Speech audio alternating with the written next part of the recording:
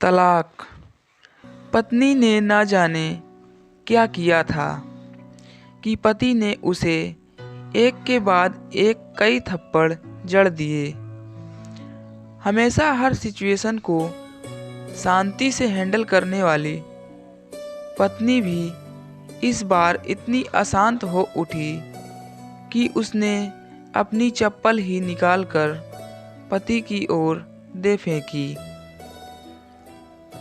चप्पल पति के बालों को छूते हुए निकल गई। ये किस्सा यहीं पर ख़त्म हो सकता था, मगर पति ने इसे अपनी मर्दानगी का विषय बना लिया और बात बद से बदतर होती चली गई। रिश्तेदारों ने भी आग में घी का काम किया। किसी ने कहा, जो औरत अपने पति को चप्पल से मार सकती है वो ना ही तो वफादार हो सकती है और ना ही पतिव्रता। ऐसी औरत परिवार ही नहीं पूरे समाज पर कलंक की तरह है। बीवी के पक्ष वाले कहाँ पीछे रहने वाले थे। किसी ने कहा, 21वीं सदी में भी जो स्त्री के साथ मारपीट करते हैं उन्हें तो जेल भेज देना चाहिए। तो कोई कहता है, जरूर उसको कोई और पसंद आ गई होगी, इसलिए अब पत्नी से मारपीट करने लगा है। बात कोर्ट तक पहुंच गई। दोनों पक्षों ने एक दूसरे के खिलाफ केस फाइल कर दिया। पति ने चरित्रहीन होने का तो पत्नी ने दहेज और शारीरिक उत्पीड़न का आरोप लगाया। 2 वर्षों से अधिक समय के लिए केस चला था। इन 2 वर्षों के दौरान दोनों पति पत्नी अलग अलग रहे थे।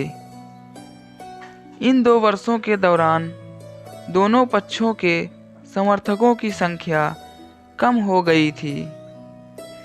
पहले जहां दोनों पक्षों में समर्थकों का समूह होता था, अब गिने चुने लोग रह गए थे। पति और पत्नी दोनों की आर्थिक स्थिति भी इस समय के दौरान नीचे गिर चुकी थी।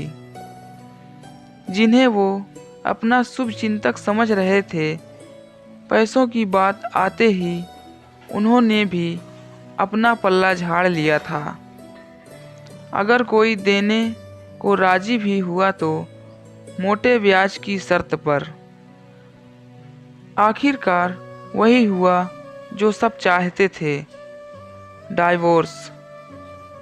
हर कोई खुश था। दोनों पक्षों के रिश्तेदार, उनके माता पिता और दोनों के वकील।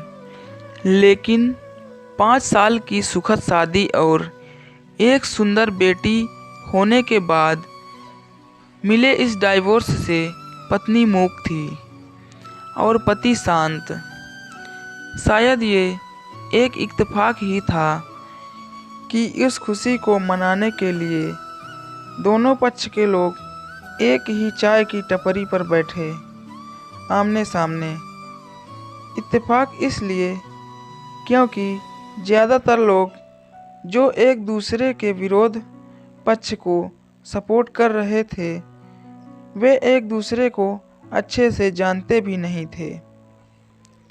पति पत्नी भी इन सभी से दूर एक दूसरे के सामने मेज पर बैठे। पत्नी ने पति से कहा, अब तो खुश होंगे ना? तुम्हारे मन की जो हुई है, मुबारक हो। तुम भी तो आज जीत गई हो। मुझसे तलाक तो तुम्हें भी मिल गया है। Congratulation to you too. पति ने कहा, तलाक को तुम जीत का प्रतीक समझते हो? पत्नी ने पूछा।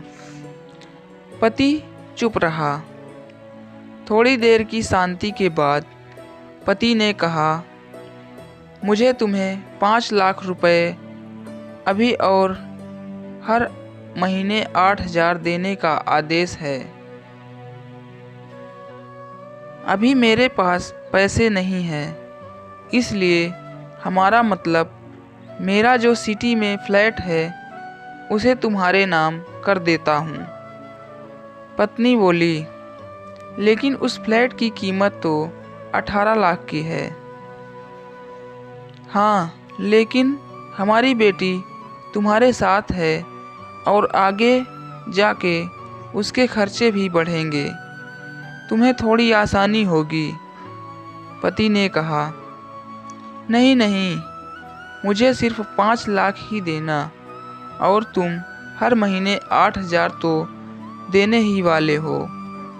मैं मैनेज कर लूँगी। अगर 5 लाख नहीं है तब भी कोई बात नहीं। पत्नी बोली। दोनों फिर से शांत हो गए। पति सोचने लगा, कितनी भोली और समझदार है ये औरत, जो कुछ समय पहले तक मेरी पत्नी थी और अब अनजान। ये वही है जो कम से कम खर्चे में घर चलाती और पैसे बचाकर मेरे जन्मदिन और बर्थडे पर हमेशा मेरे लिए नए कपड़े खरीद लाती। कभी बीमार भी हो जाती तो पैसे बचाने के लिए मुझे मालूम ना होने देती और घरेलू नुस्खों से अपना इलाज कर लेती। मगर घर में कोई और बीमार होता तो तुरंत डॉक्टर के पास लेकर जाती। मेरी ही मति मारी गई थी। मैं ही अपनी झूठी मर्दानगी के चक्कर में इतनी बड़ी गलती कर बैठा।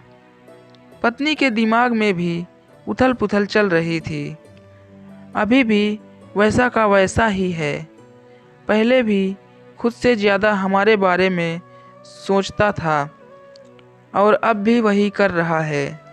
ये वही आदमी है जो मुझे एक्सीडेंट से बचाने के लिए खुद मोटरसाइकिल के आगे कूद पड़ा था और अपनी उंगली तुड़वा बैठा था। पता नहीं कौन सी मनहूस घड़ी में मैं झगड़ा कर बैठी। पति ने मौन तोड़ते हुए पूछा, अब तुम्हारे कमर का दर्द कैसा है? ज़्यादा तकलीफ तो नहीं होती? पत्नी हल्का सा मुस्कुराई और बोली, अभी भी होता है। अब तो पेट में भी क्रैम्प्स उठते हैं। वो तो होगा ही। तुम योगा या कसरत भी तो नहीं करती हो। अब किसी गायनेकोलॉजिस्ट को ज़रूर दिखा देना। पति ने कहा, तुम बताओ, तुम्हारा अस्थमा कैसा है अब? क्या अब भी दौरे पड़ते हैं? पत्नी ने पूछा। हाँ, पड़ते हैं, पहले से ज़्यादा, क्योंकि अक्सर इन्हेलर भूल जाया करता हूँ, याद दिलाने के लिए तुम जो नहीं हो अब। पति बोला। पत्नी के आँखों में आंसू आ गए।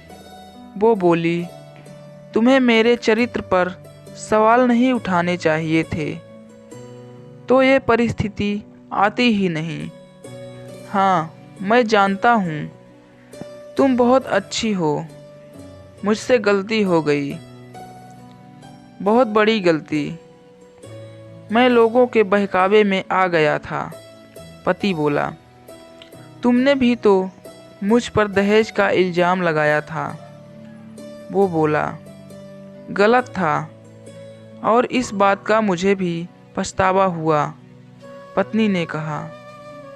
पति कुछ कहना चाह रहा था लेकिन हिचकिचा रहा था। पत्नी ने पूछा, कुछ कहना चाहते हो? वो बोला, क्या सब पहले जैसा नहीं हो सकता? क्या मतलब?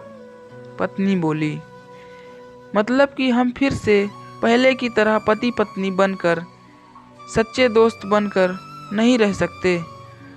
पति बोला, पर ये डाइवोर्स के पेपर दिखाते हुए पत्नी ने कहा। फाड़ देते हैं। पति ने अपने पास रखे डाइवोर्स के पेपर फाड़ते हुए कहा। पत्नी ने भी अपने पास रखे पेपर फाड़ दिए। सभी हैरान थे। वकील, रिश्तेदार और माँ बाप, पति पत्नी दोनों एक दूसरे के हाथ में हाथ पकड़े अपने घर की तरफ चल गए। दोस्तों, ये कहानी उन हर पति पत्नी के लिए बड़ी सीख है जो छोटी छोटी बातों पर लड़ते हैं और इन झगड़ों को बड़ा बना के अलग होने का डिसीजन लेते हैं। प्यार और झगड़ा तो एक सिक्के के दो पहलुओं की तरह है। दोनों को स्वीकार करना होगा, तभी ये पवित्र रिश्ता उसकी मंजिल तक पहुंच पाएगा। दोस्तों, ये कहानी आपको कैसी लगी हमें कमेंट करके ज़रूर बताएं। वीडियो अगर अच्छा लगा तो लाइक करें और हमारे चैनल को सब्सक्राइब ज़रूर करें।